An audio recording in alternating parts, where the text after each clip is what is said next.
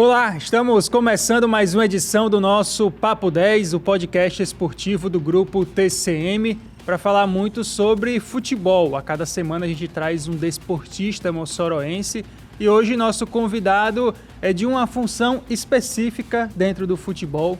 Diego Carlos está aqui com a gente, preparador de goleiros aqui da cidade, com vários projetos, com a carreira também de muitas equipes. Diego, primeiramente agradeço você estar aqui na TCM. Seja bem-vindo ao podcast Papo 10. Obrigado, Júnior. Agradeço pelo convite. Satisfação imensa estar aqui nesse bate-papo com você. E a gente já começa falando sobre o seu princípio dentro do esporte. Onde você começou, se já foi na escola, foi um incentivo ali no futsal, foi numa escolinha. Como é que começou o Diego Carlos a se apaixonar pelo futebol e pelo esporte? Comecei jovem, né? Como todo menino brasileiro. Acho que 10, 11 anos de idade eu já decidi ser goleiro.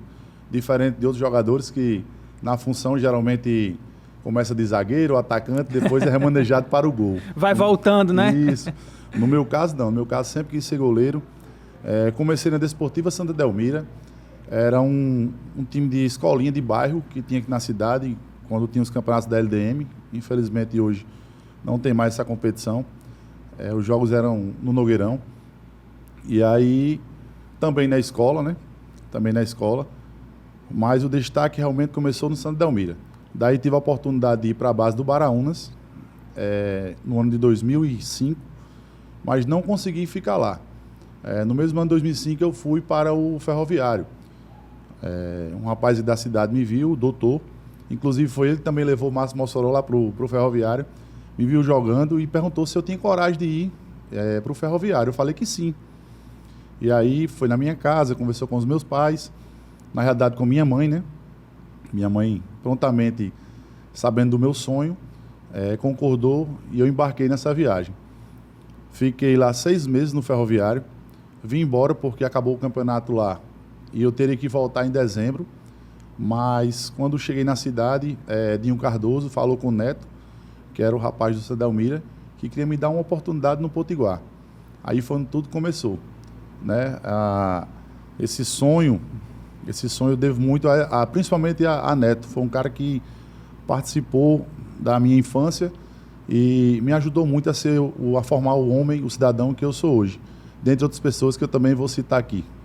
E agora, Diego, depois desse período no Potiguar, quanto tempo você ficou lá? Você chegou a estrear profissionalmente? Como foi esse seu período já passando de categoria de base e chegando no futebol profissional, futebol adulto, digamos assim?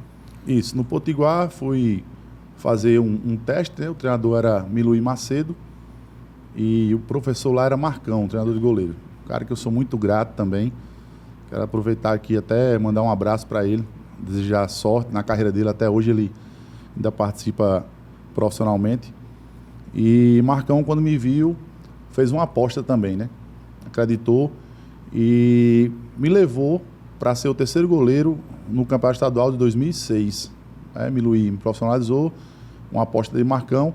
Passei o ano todo de 2006 no Potiguar. Nesse ano a gente participou do estadual, da Copa do Brasil e também do Brasileiro da Série C. Em 2006 ainda não existia a Série D, era só a Série C.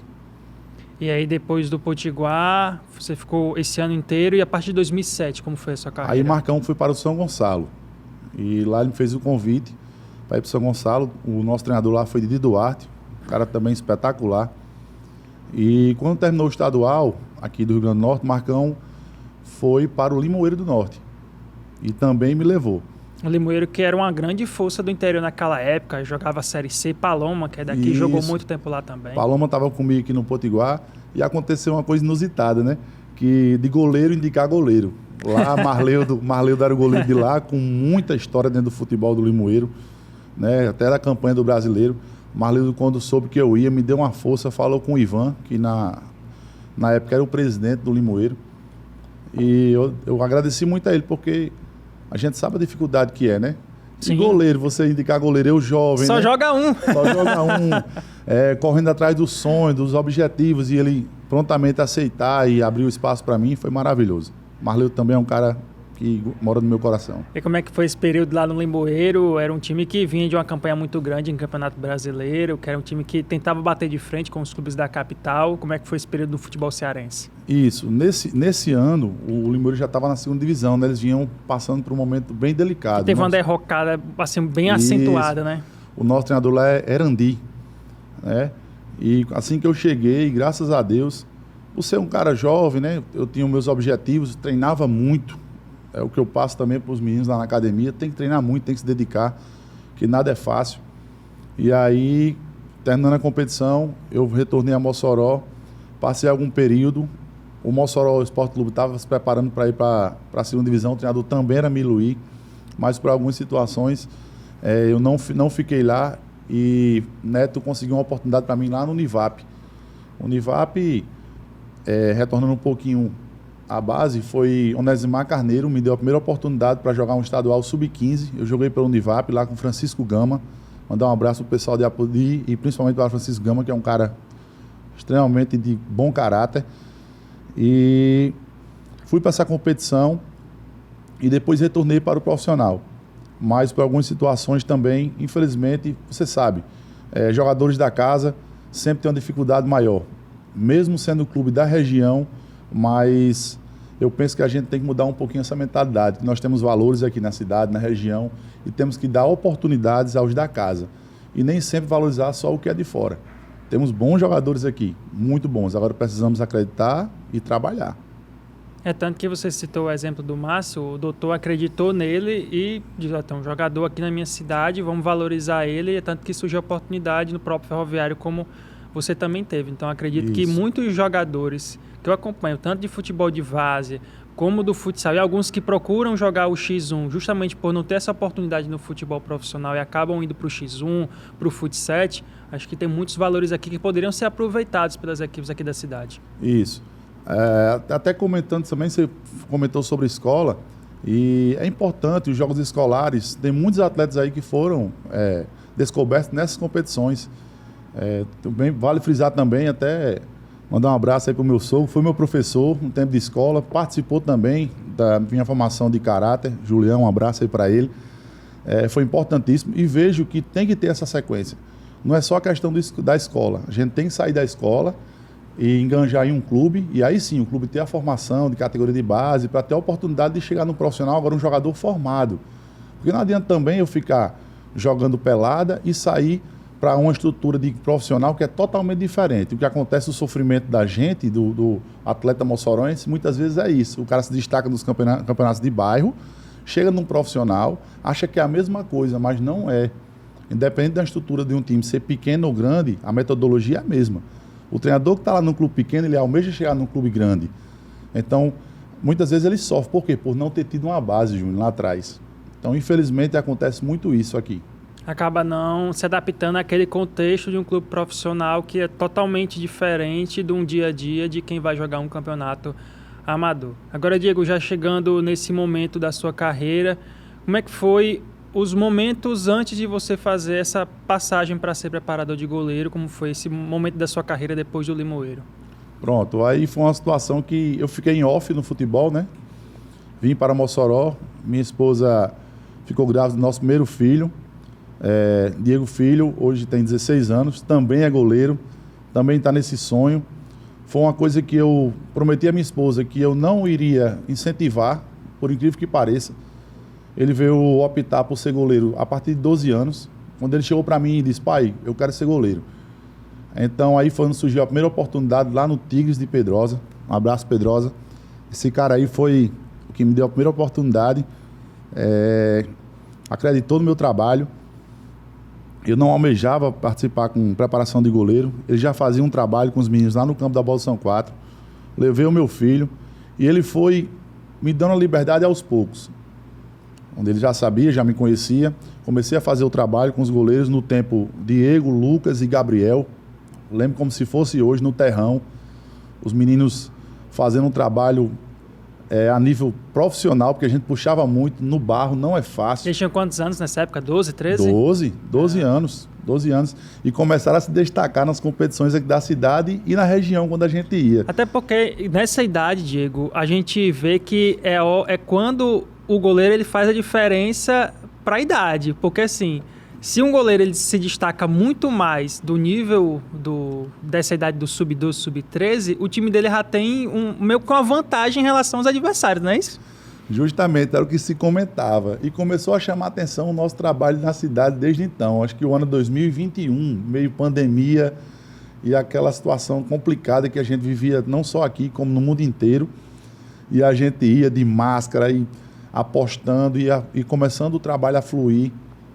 Só que chegou uma situação que eu comecei a pensar.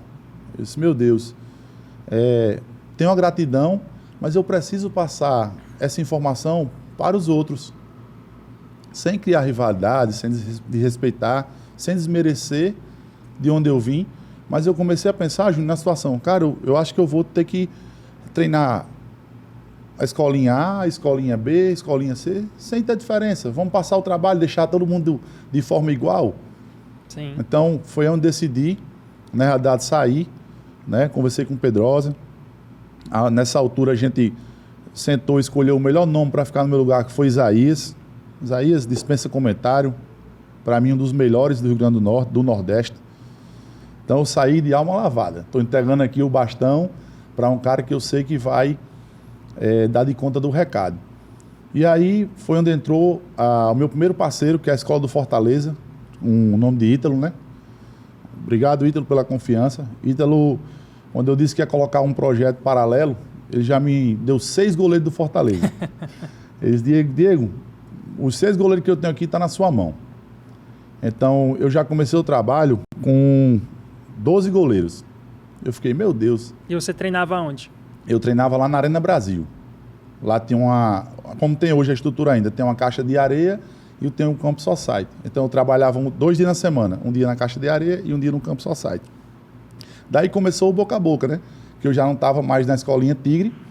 E aí começaram a aparecer as oportunidades, né? Tanto é que hoje eu faço um trabalho, além da minha academia, eu faço um trabalho em 3 escolinhas da cidade, que é o Impacto, né, Genildo, um abraço Genildo, Fortaleza e a escolinha do Flamengo, que foi minha última aquisição.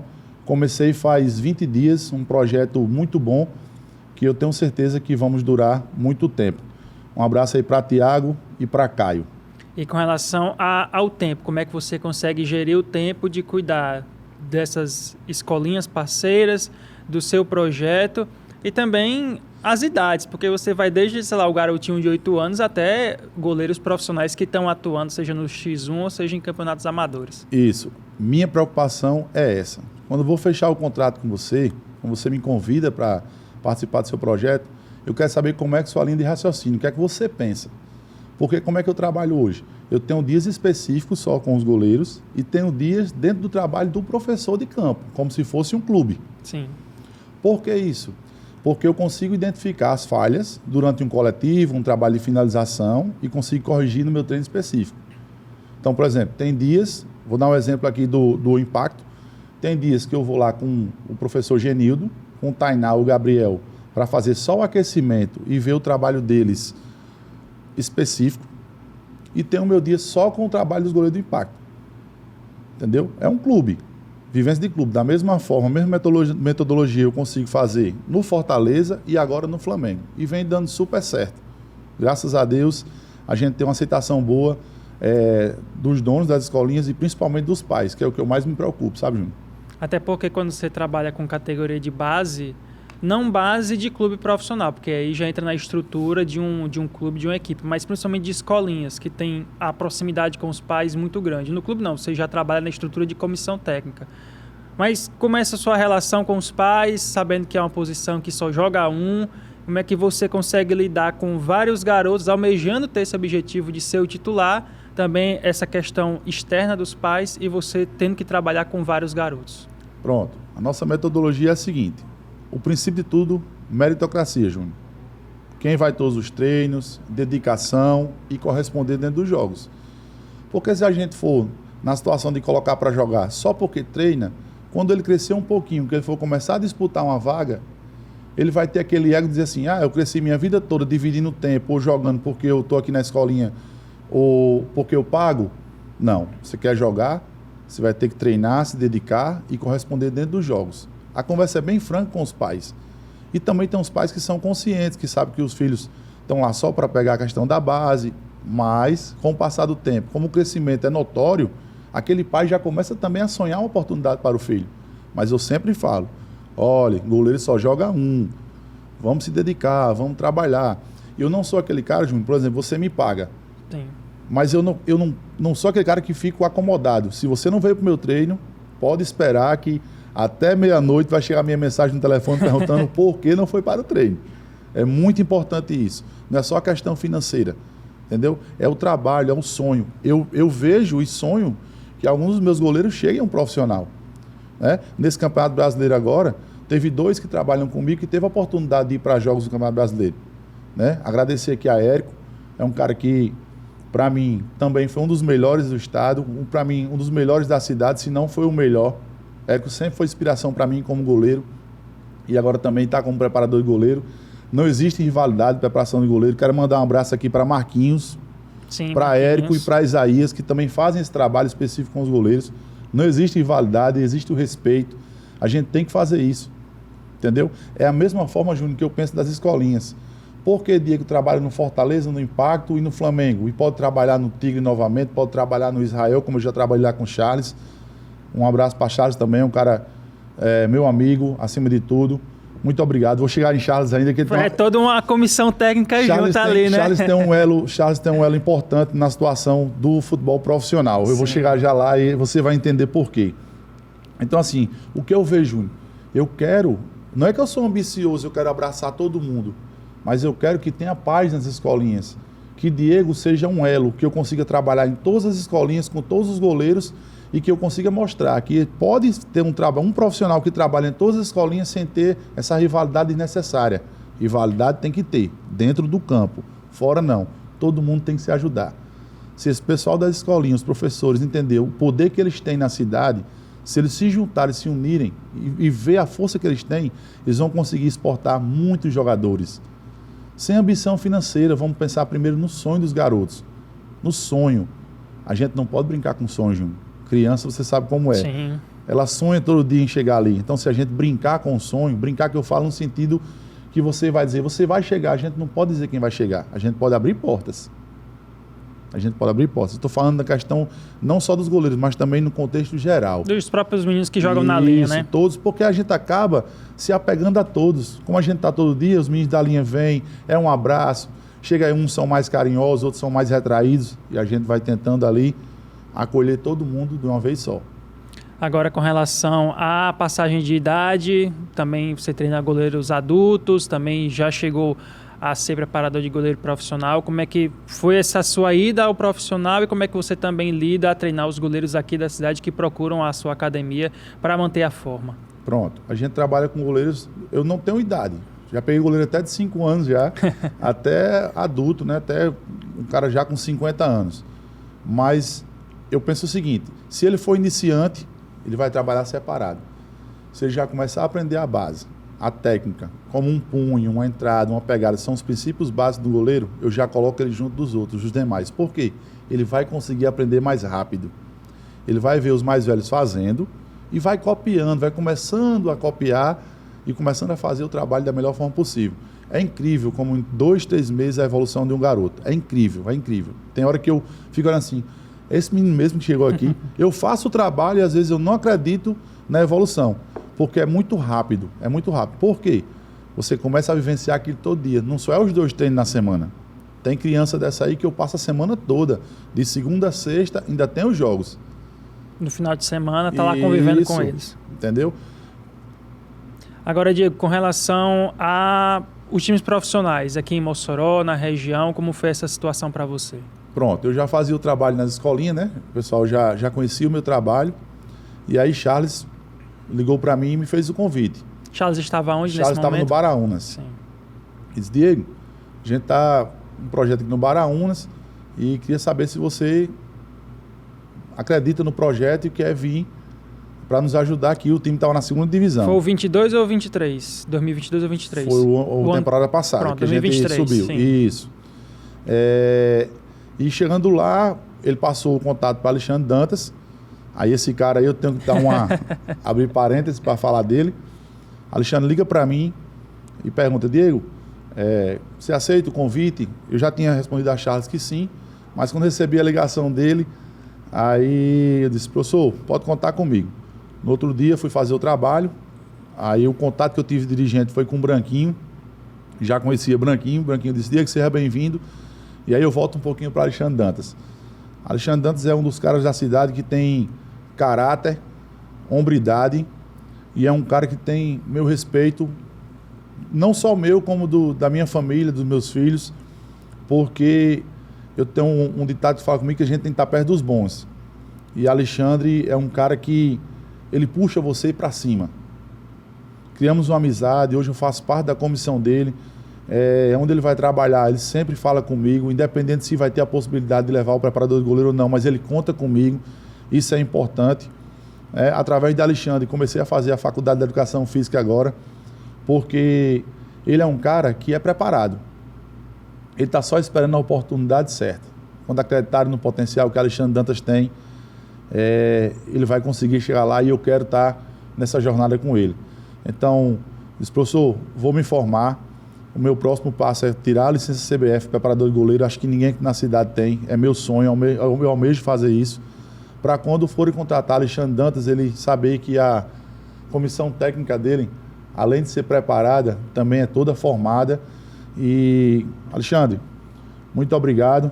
Tamo junto, professor. Você sabe o respeito que eu tenho por você.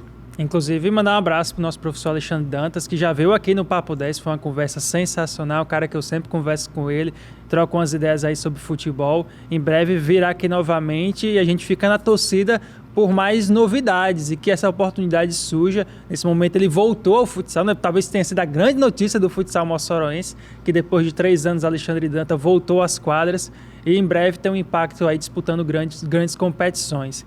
Mas, Diego, falando agora sobre vários esportes, porque assim, o futebol ele tem as suas variações, mas elas não são iguais, nem para quem joga na linha, muito menos para quem joga no gol.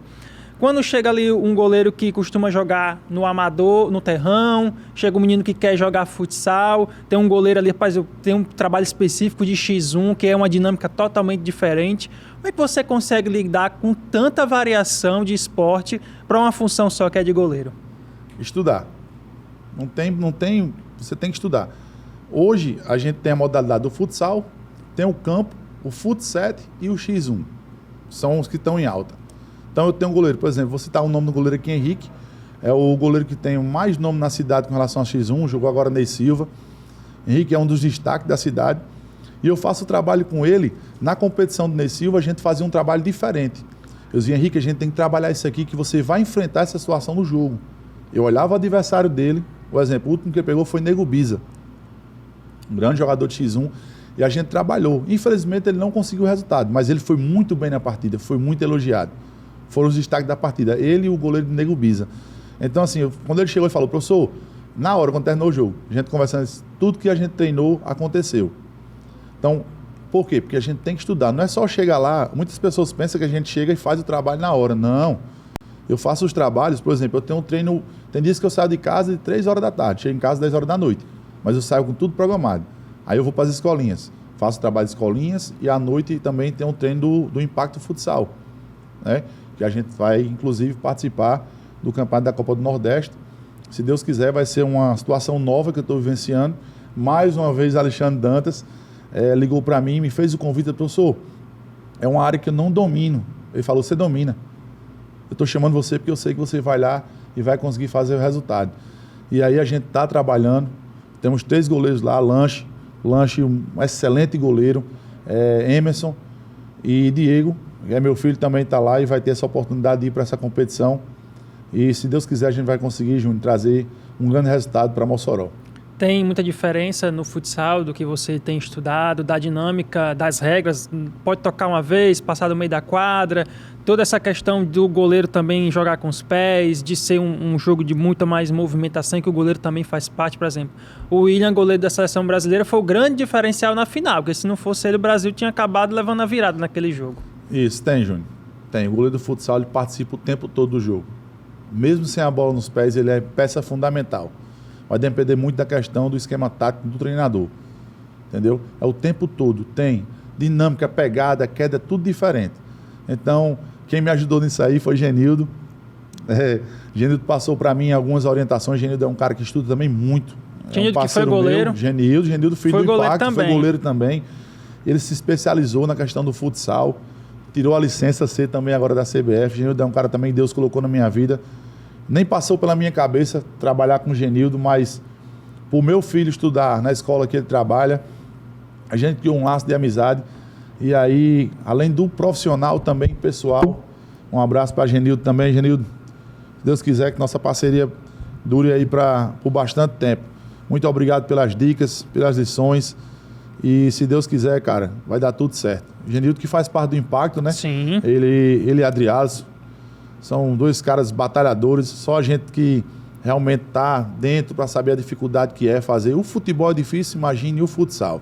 Exatamente. São guerreiros, mas a gente vai conseguir, se Deus quiser, como eu já falei anteriormente, trazer um resultado positivo e vai abrir portas, viu? Júnior, pode esperar que vamos fazer um trabalho diferente, se Deus quiser. Com certeza, ainda mais nesse momento que o futebol do RN vive um grande destaque, certamente o Impacto já era protagonista, agora ainda mais no protagonismo, tomara que regional. Mas, Diego, a gente vai chegando na reta final do nosso podcast. Eu queria só puxar mais um assunto que é sobre o futebol profissional. O que é que ficou de lição? O que é que você tirou daquela campanha do Baraunas que foi histórica? Também de disputar a primeira divisão, que eu até conversava com o Alexandre. Pai, eu só vim, a ficha só caiu do acesso quando o ônibus chegou no Nogueirão do primeiro jogo, que até o Adalgis Pitbull fez o gol da vitória. Ali, na hora que o ônibus parou no Nogueirão, a ficha caiu que a gente estava na primeira divisão. Como é que foi para você, para a gente finalizar essa experiência do profissional? Maravilhoso, maravilhoso. Independente da situação que aconteceu, eu até costumo falar com os meninos que estavam no Mossoró, tenho grandes amigos lá. Vitor, a gente sempre brinca, Giovanni, Oliveira, a gente diz, realmente questão de números dentro de campo, foram vocês, mas por situações burocráticas, né, a gente conseguiu acesso, mas também se a gente não faz um grande trabalho, a gente não conseguiria a vaga. Era outro time que ia ficar ali e ia subir, então, né? A gente também não pode tirar o nosso mérito, entendeu? E aí foi maravilhoso ver um cara espetacular para trabalhar com a gente, Marcelinho Paraíba, um cara grande no futebol, mas nos recebeu, ao invés da gente receber, ele que nos recebeu de braços abertos. Todo mundo falou da humildade do Marcelinho, né? Muito e eu vi humilde. Isso diariamente quando eu ia lá na toca. Muito humilde, até porque nossa comissão toda de Mossoró, Alexandre, Charles, Thiago e eu, a gente vindo da segunda divisão, aquele que na cabeça dele poderia pensar o seguinte, os caras já estão lá fechados, será que os caras vão realmente me ajudar? Porque você sabe que pode passar isso pela cabeça. E no futebol, a gente já tem inúmeros casos disso, né? Mas não, o nosso chefe do barco, que Alexandre sempre falou, vamos fazer o nosso melhor trabalho.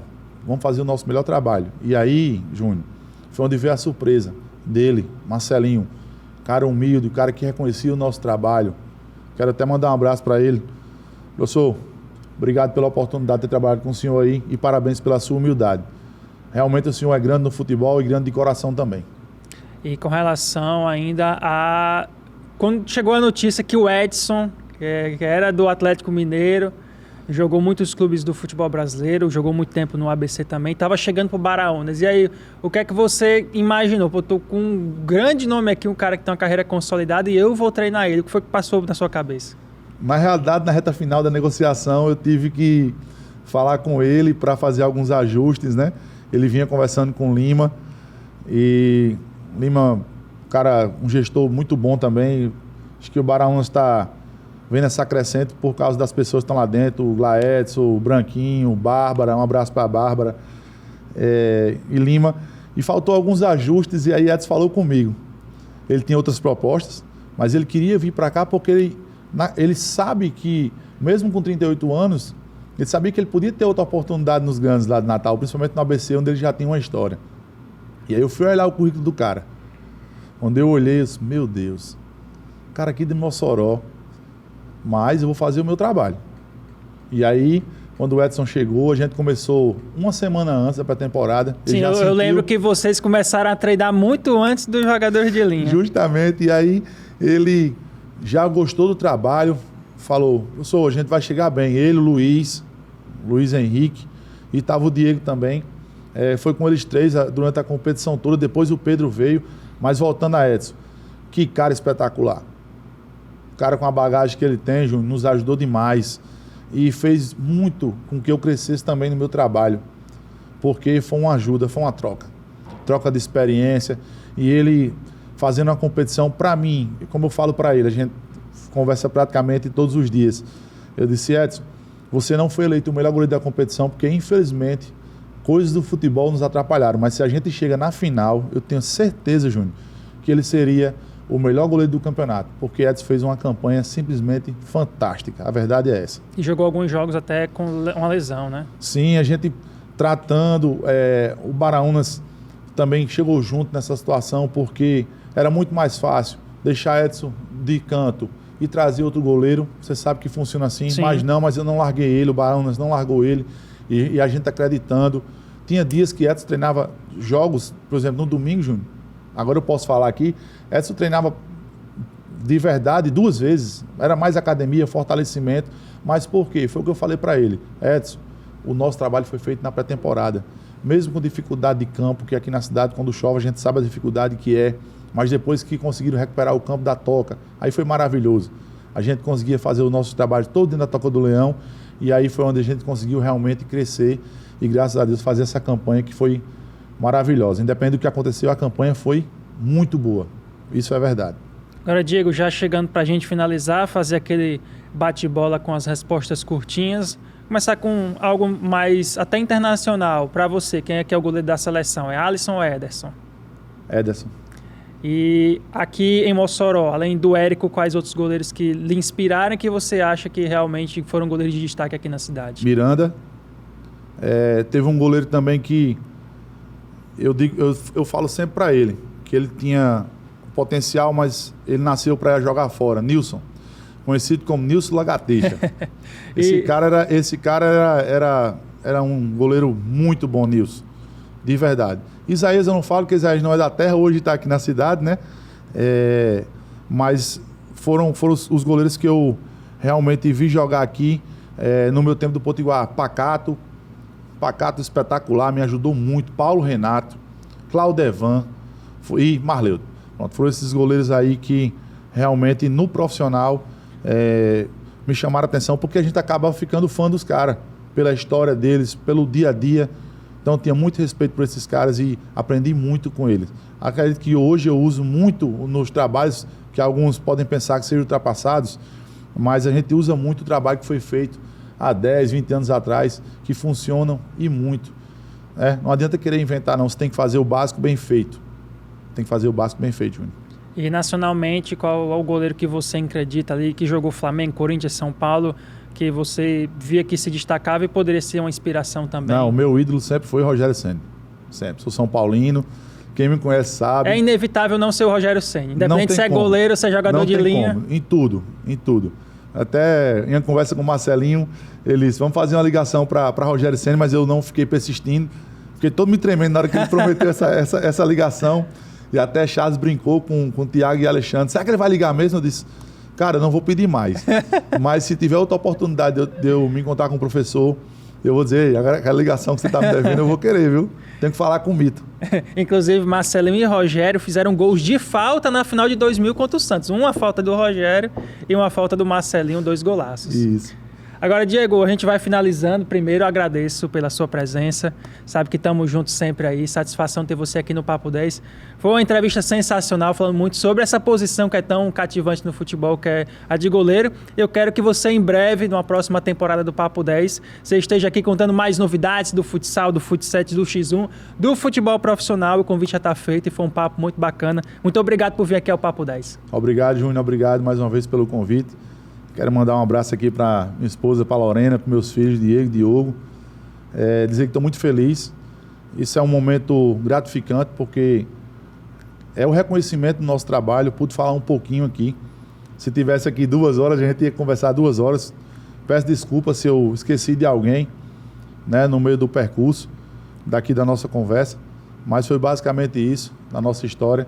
E peço a Deus que venha oportunidades também para o profissional, porque é uma coisa que a gente almeja, que eu vou conseguir ganhar mais experiência, mais cancha e passar para os garotos. E se Deus quiser, ainda quero ver um menino desse, como eu falei no começo da nossa entrevista, chegando em um clube profissional e vencendo na vida. Pelo menos um, eu estou satisfeito.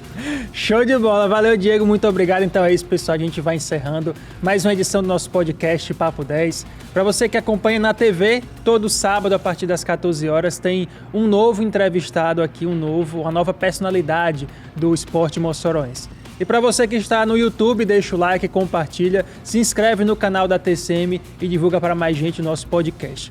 Vou ficando por aqui, mas volto numa próxima. Um abraço, tchau. E até lá, em mais um Papo 10.